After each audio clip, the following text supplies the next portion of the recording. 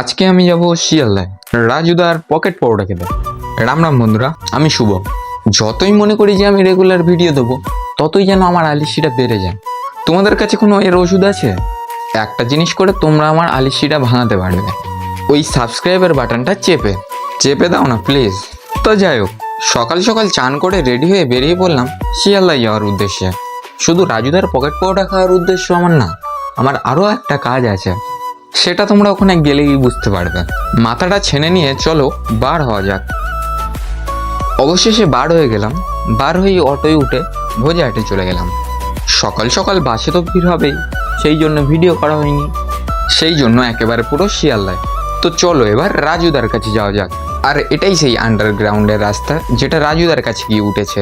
আমি জানি না যে আমার লাকটা খারাপ না রাজুদার লাকটা ভালো, যার জন্য আজকে রাজুদা বসিনি, সেটা তোমরা কমেন্টে জানাও। চলো এবার দ্বিতীয় কাজটা করা যাক। দ্বিতীয় কাজটা হচ্ছে আমার এনআরএসে। এখানে আমার ব্লাড টেস্ট হবে। এবারে অনেকেই বলবে যে দাদা তোমার ব্লাড টেস্টটা কী জন্য, সেটা জানাবো কোনো এক পরের ভিডিওতে। এখানে আরও অনেক বাচ্চা কাচ্চা ছিল যাদের ব্লাড টেস্ট হচ্ছিল। আমার ব্লাড নেওয়া হয়ে গেলে চলে গেলাম নিচে চা খেতে। রাজুদার পরোটা খাওয়া হয়নি তো কী হয়েছে, চা আর বিস্কুট খেয়েই মন ভরিয়ে নিলাম। আবারও যেতে হবে উপরে, কারণ ডাক্তার এখনও দেখানো হয়নি। ডাক্তারদের কাছ থেকে রিপোর্ট নিয়ে চলে গেলাম ওষুধের লাইনে ওষুধ আনতে, যেখানে অর্ধেক দিন বেশিরভাগ ওষুধ থাকে না।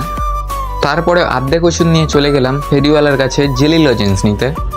তোমরা কে কে বাসে ট্রেনে এই জেলি লজেন্সটা কিনে খাও কমেন্টে জানাও ভাই।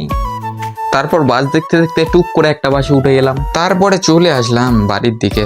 আর তোমরা যেতে যেতে কমেন্টে রাম রাম লিখতে ভুলো না।